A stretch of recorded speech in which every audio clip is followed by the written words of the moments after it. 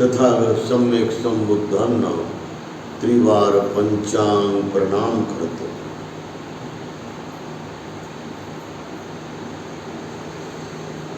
भगवंताच्या समग्र मानव ऐतिहासिक जीवनाला किंबहुना तथागताच्या ऐतिहासिक महामानव जीवनाला आपण जेव्हा पाहतो, अवलोकन करतो, निरीक्षण करतो आणि जेव्हा बुद्धाला वास्तविक पाहतो तर बुद्धाला हे वेगवेगळ्या भावमुद्रेमध्ये पाहतो. प्रत्येक भावमुद्रा बुद्धाची ही मानवाला संसार जीवनामध्ये फार मोठं तेज देणारी आहे. प्रत्येक भावमुद्रा ही अस्तित्व दाखवते माणसाचं. ऐतिहासिक अस्तित्व हे बुद्धाच्या महान भावमुद्रेमध्ये आहे. ज्याला अस्तित्वच नाही तो शून्य आहे. ज्याला प्रेस्टीज नाही कोणतंही, ज्याला व्यक्तिमत्व कोणतंही नाही, ज्याला इमेज कोणतीच नाही की मी गुणवान आहो अशी इमेज एखाद्याला असायला पाहिजे. मी शीलवान आहो अशी एक इमेज आहे, अशी एक अस्तित्वाची आपली स्वाभिमानी बाब आहे. मी एक परिपूर्ण मार्गामध्ये एक निष्ठ आहे, मी डुप्लिकेट नाही, मी नकली नाही, मी नकली बौद्ध नाही. मी केवळ बुद्धविहारामध्ये यायचं, बुद्धविहाराचा पूजापाठ करायचं आणि बुद्धविहार सोडलं की मग आपण कुठे काही नाही करत बसायचं. पत्त्याच्या डावावर जायचं, मटका लावायचा, भांडणं जास्त पेटवायचे, झगडे जास्त पेटवायचे, घेतलेले पैसे द्यायचे नाही, त्याला रंजिश करायचं, परेशान करायचं. देतो ना बे, देतो ना तुला काय 2000 आहेत असं म्हणू त्याचा मानसिक छळ करायचा. त्याला वेळेवर आपण मदत करायची नाही. एखाद्या गरीबाच्या मुलीचं जमलं तर तोडायला चुगल्या लावायच्या. हे काय सच्च्या बौद्धांचं काम आहे का? दारू पिणं सच्च्या बौद्धांचं काम आहे का? कंदुऱ्या करणं बाबा बुवाच्या नावानं. मी आता ऐकलं होतं 15 दिवसापूर्वी सिद्धार्थ नगरातून एक कंदुरी चालली तिकडं बकरीची. का आपल्या लोकांमध्ये कंदुऱ्या होऊ लागल्या? बुद्धविहारामध्ये जाऊन तुम्ही वर्षावासामध्ये ग्रंथ ग्रहण करता, ऐकता, शब्दांना शब्द ऐकता. भिक्खूला 3 महिने, पुन्हा 3 महिने, पुन्हा वर्षभर, आयुष्यभर भोजन दान देता, तुम्ही चिवर दान देता. भिक्खूच्यामुळे 2-3 वेळ तुम्ही प्रणाम करता. आणि असे धंदे करता का तुम्ही? कंदुऱ्या करायचे धंदे करता का? दारूच्या पार्ट्या करता का तुम्ही? एका ठिकाणी बसून म्हातारे 2-2 शिष्य आणून गावठी दारू पितात. माझा अनुभव आहे हा. बरोबर आहे की नाही? मग हे काय सज्जन बौद्धांचं लक्षण आहे का? हे गुणवान बौद्धांचं लक्षण आहे का? म्हणजे बौद्धांनी 100% आपली इमेज, आपलं अस्तित्व, आपला चांगुलपणा, आपला मोठेपणा, आपला धार्मिकपणा हा बुद्धासारखा दाखवला पाहिजे. बुद्ध एक क्षणभर सुद्धा असं जांभळी देत नव्हते. कधी जांभळी आपले लोक खाऊन पिऊन जांभळे देतात की नाही? म्हणून काही गोष्टीवर आपण आपल्या मनानं, मनोबलानं मात केली पाहिजे. ते आपल्यातलं हटवलं पाहिजे. ते आपल्यातला बेकारपणा पूर्ण आपण निषिद्ध केला पाहिजे. आपल्यातलं लोफर वागणं आपण परिपूर्ण त्यागलं पाहिजे. आपल्यातल्या वाईट सवयी परिपूर्ण त्यागल्या पाहिजे.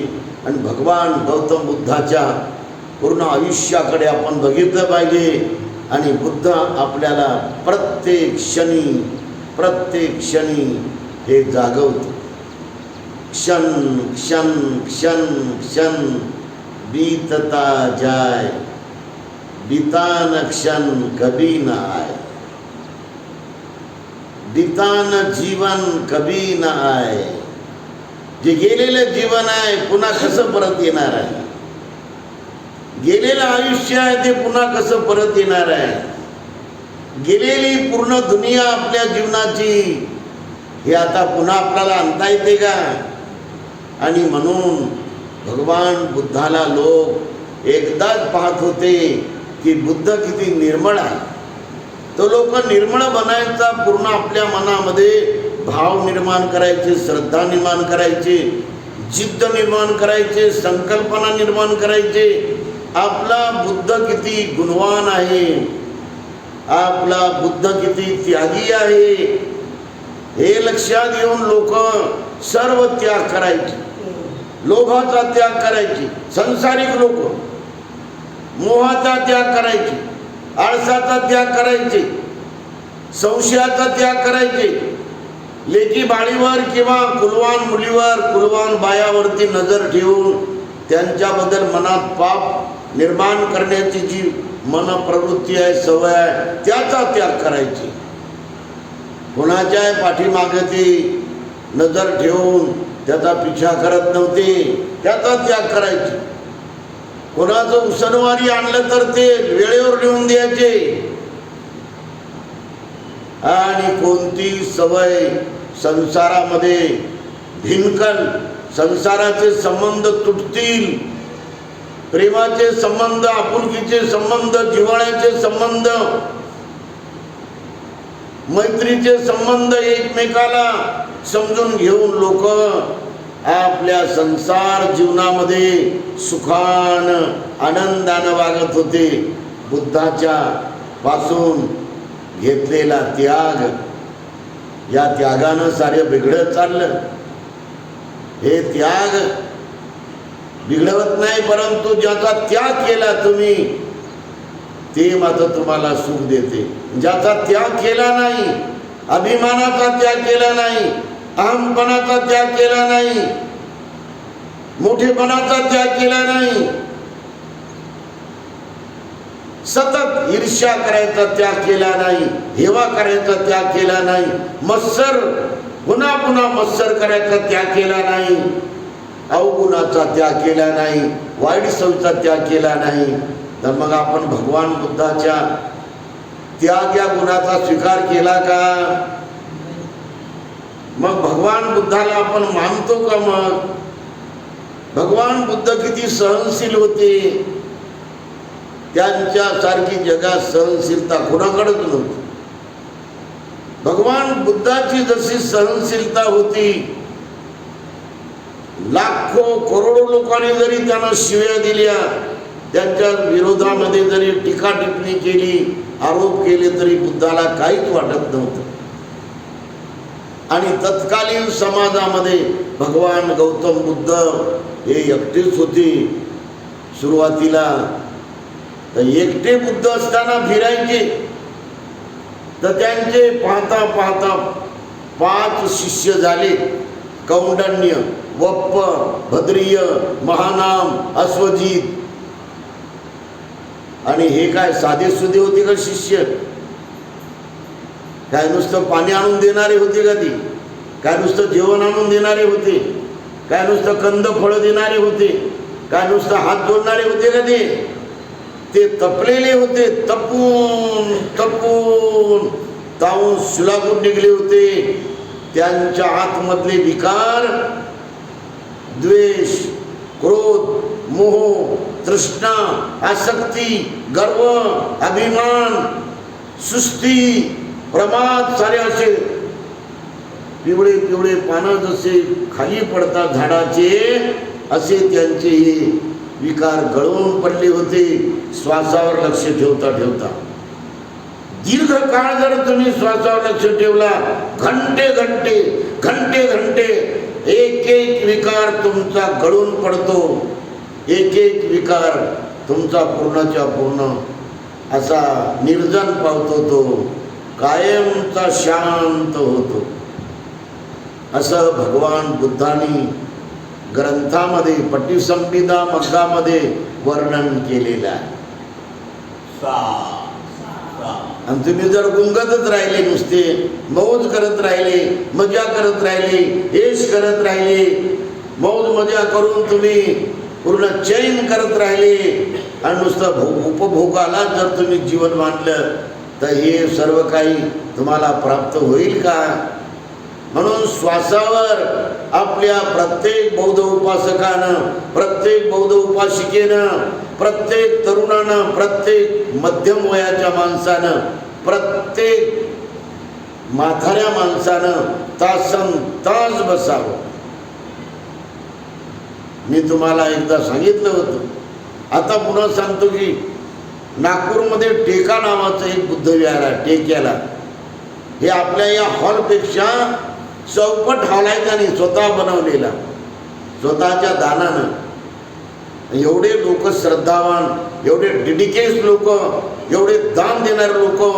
आणि मी तिथे मग धम्मप्रचार गाडी, भारतीय बौद्ध ज्ञानालंकार शिक्षण संस्थेची पिवळी गाडी घेऊन मी फिरत फिरत पूर्ण नागपूर एरिया ढवळून काढला. गोंदिया, भंडारा, चंद्रपूर, चांदा, ब्रह्मपुरी सारं मी ढवळून काढत राहिलो.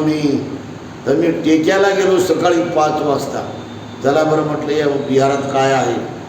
अहो 5 वाजता उपासक लोक, ग्रस्त लोक, 250 लोक आले 5 वाजता. आणि उपासिका कमीत कमी 150-200च्या पुढे होत्या. हे नागपूरची कला आहे, हे नागपूरचा स्वाभिमान आहे. नागपूरचे बौद्ध फार कट्टर आणि एकदम मन लावून धम्मपला पालन करायला सरस ठरतात. हे आपण विसरता कामा नये, कारण ते नाग नदीच्या काठी होते ते लोक. नागपूर म्हणजे नाग म्हणजे नागांचं हे महानगर, आणि पूर म्हणजे गाव. हे नागांचं गाव होतं, हे नागांचं महानगर होतं. आणि तिथे नाग नदी वाहते आजही. आणि त्या नाग नदीवर वर पिवळे कपडे घातलेल्या भिक्खुनी आंघोळ करतात, आणि खाली भिक्खू जवळजवळ 1.5-2 पूर्ण फरलांगावर ते आंघोळ करतात. नदीवर असं शुद्ध पाणी होतं नाग नदीचं. म्हणून वामन दादानं त्याच्यावर सुंदर गीत बनवलं. वाचलं का तुम्ही? वाचलं का? मग काय वाचलं? हे गाणं पाठ करा उद्याला माझ्याकडे बोला. तेव्हा म्हणून भगवान गौतम बुद्धाचा धम्म स्वीकार करण्यासाठी बाबासाहेबांनी ऐतिहासिक असं पवित्र स्थळ नागांचं नागपूर निवडलं. आणि तिथे लाखो लाखो लोकांच्या समोर बाबासाहेब हात जोडून उभे होते. त्यांच्या या हातामध्ये फुलांचा हार होता.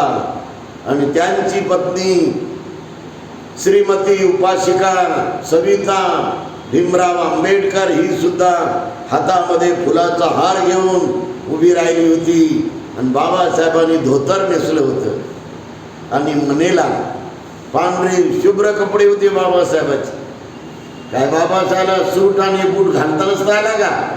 काय, परंतु नाही, अत्यंत साध्या पद्धतीनं निर्मळ चित्तानं जन्मभर बाबासाहेब निर्मळ चित्तानं जगला, वागला.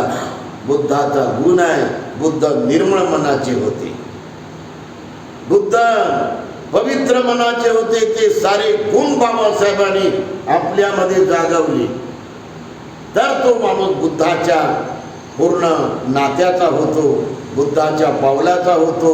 बुद्धाच्या पावलावर पाऊल ठेवून चालणारा तो बौद्ध उपासक होतो, ती बौद्ध उपासिका होती. बुद्ध ध्यान करत होते तर लोक ध्यान करत होते.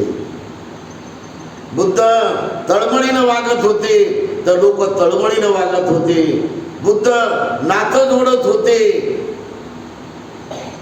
कोलिया आणि शाक्याचं नातं बुद्धाने जोडलं. त्यांच्यात युद्ध होऊ दिलं नाही, त्यांच्यात भांडण होऊ दिलं नाही, त्यांच्या तलवारी आणि अशा प्रकारे हत्या आणि रक्ताचा पाठ वाहू दिला नाही.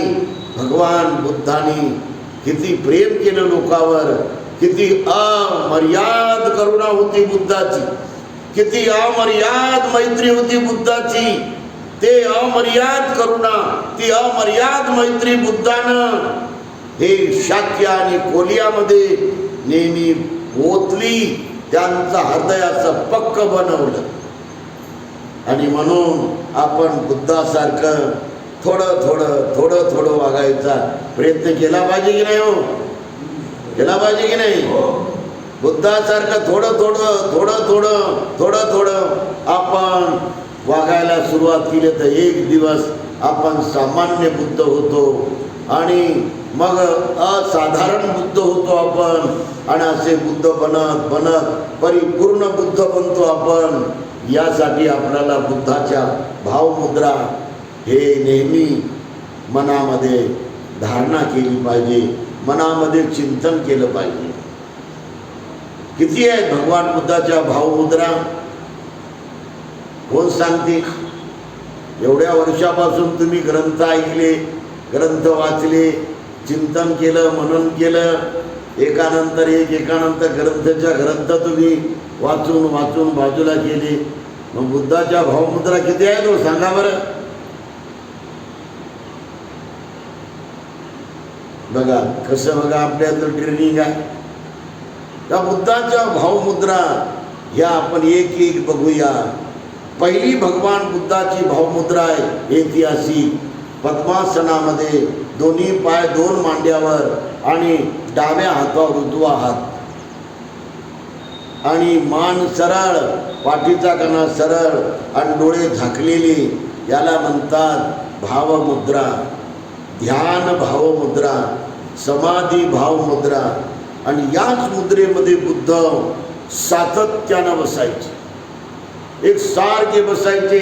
म्हणून आपण इथं आल्याबरोबर डोळे मिटून कमीत कमी 5 मिनिट, कमीत कमी 10 मिनिट, कमीत कमी 20 मिनिट न बोलता, काहीच न करता, हावभाव न करता, डोळे बंद करून, मान सरळ करून, पाठीचा कणा सरळ करून आपण आनापानसती श्वासावरलं ध्यान, श्वासावरलं लक्ष आपण एकाग्र करावं. आणि जर श्वासावर मन लागत नसेल तर लांब तुम्ही 2 वेळ श्वास घ्यावा आणि जाणावं. लांब श्वास घेतला, लांब श्वास सोडला, लांब श्वास घेतला, लांब श्वास सोडला, असं आपण जाणावं. आणि पुन्हा पुन्हा पुन्हा पुन्हा नैसर्गिक श्वासावर आपल्या मनाला लावून मनाची निर्मळ एकाग्रता हे सम्यक समाधी भावमुद्रेमध्ये करावी. मग हे जर केलं तर तुम्ही बुद्धाचा गुण घेतला की नाही? तुम्ही बुद्धाचा गुण आपल्यामध्ये चालवला की नाही? आणि म्हणून ही पहिली भावमुद्रा आपण सकाळी, संध्याकाळी, दुपारी 1 मिनिट जरी मिळाला तरी आपण ते सोडता कामा नये, 1 मिनिट सुद्धा. असं आपल्या बुद्ध ग्रंथामध्ये ध्यान मार्गात शिकवलेला आहे, समाधी मार्गात शिकवलेला आहे. दुसरी भावमुद्रा आणि ते म्हणजे ही आपल्या विहारामध्ये जी भावमुद्रा आहे ती धम्मदीप, बुद्ध विहार, N7 सिडको इथे जी भावमुद्रा आहे ती भगवान बुद्धाची 2 नंबरची भावमुद्रा आहे. पद्मासन म्हणजे दोन्ही पाय 2 मांड्यावर पद्मासनामध्ये आणि डावा हात या पद्मासनावर आणि उजवा जो हात आहे, माझ्याकडे बघू लागले का तुम्ही? इकडे बघा, म्हणा साधू साधू. हे भगवान बुद्धाचा बघा हात आला की नाही बाहेर?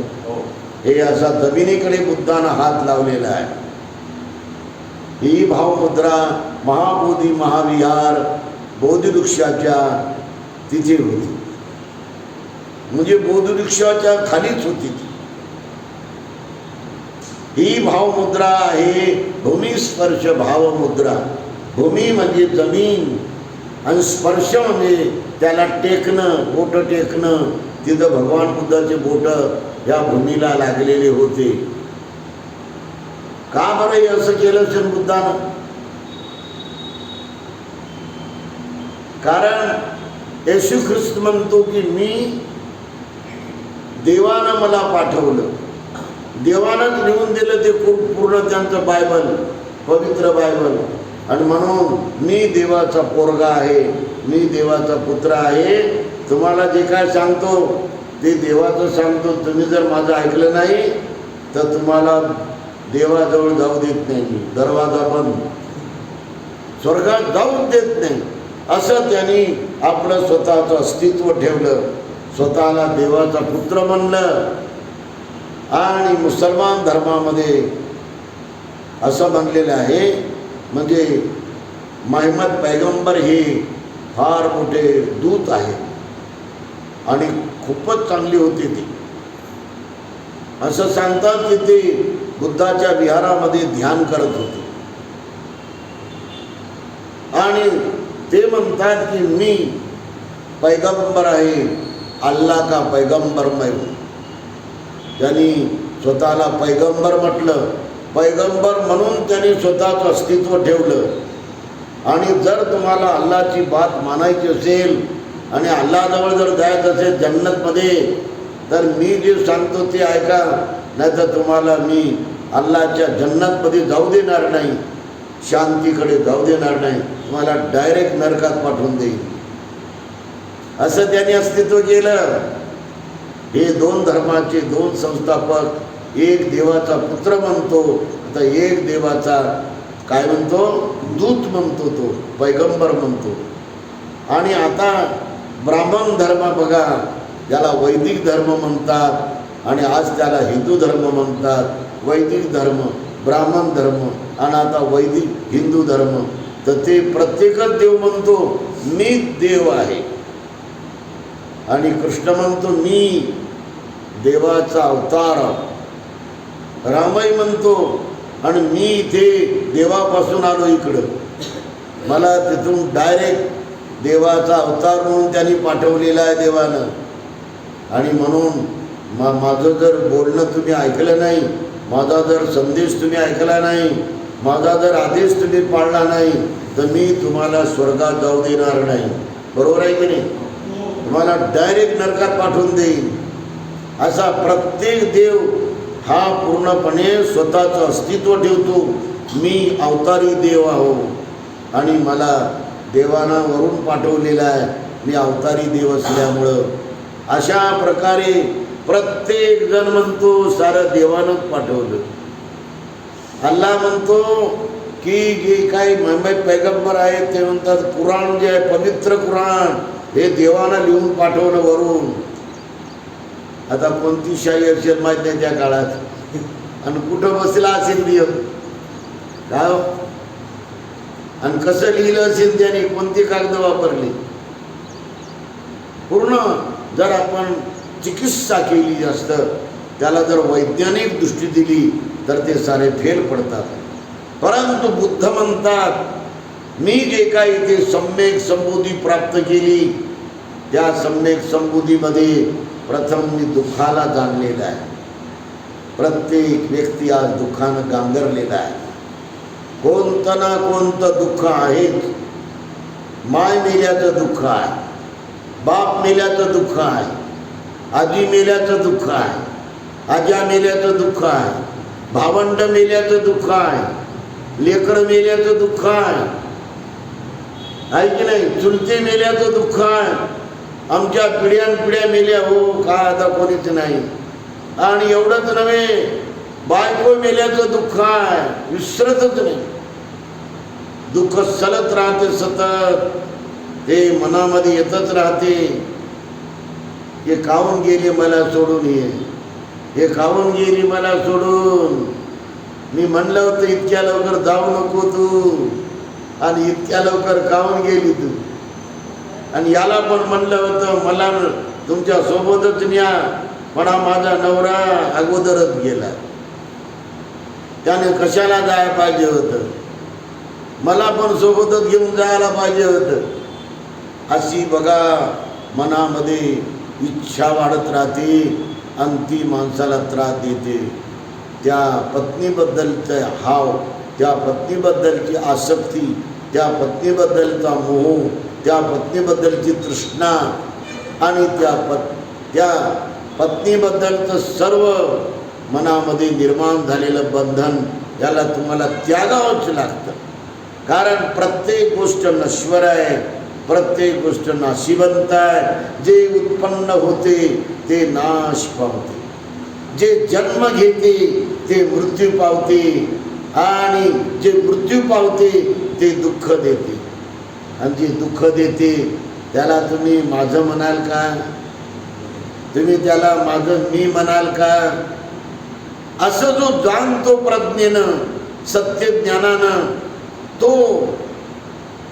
हे दुःख देणार आहे म्हणून जे दुःख देते ते शांत होते, जे शांत होते ते सुख देते. बरोबर आहे की नाही? जे दुःख देते ते शांत होते, आणि जे शांत होते ते सुख देते. असं भगवंतानी हे या मार्गासिंगल म्हणून हा जो भूमिस्पर्श भगवान बुद्धाचं दुसरी भावमुद्रा आहे की मी जे काही प्राप्त केलेलं आहे, दुःख, दुःखाचं कारण, दुःखाचा निरोध, दुःखाला बंद करणं आणि दुःखमुक्तीचा मार्ग, हे मी या पृथ्वीवर प्राप्त केलेलं आहे. मी जे बुद्ध झालो हे मला इथं कोणी पाठवलं नाही, माझा गुरु नाही, माझा कोणी मात्र शिकवणारा नाही, मी स्वतः प्राप्त केलं. मी स्वतःमध्ये जागवलं हे, म्हणून मी परिपूर्ण सर्वज्ञ आहे, मी मार्गदाता आहे, मी सर्वांना मार्ग शिकवतो. तेव्हा सर्वांनी या दोन मुद्रा पाहिल्या. सर्वांचं मंगल हो.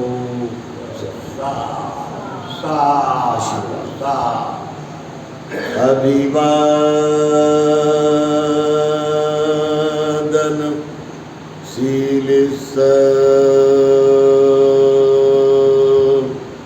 नित्यं वड्डा पचायनो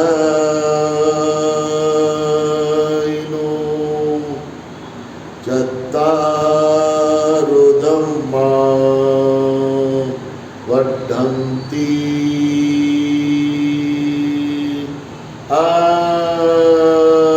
आयुवन्नो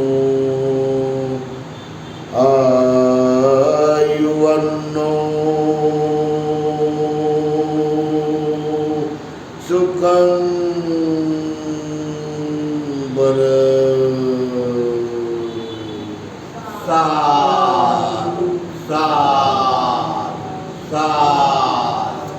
बुद्धं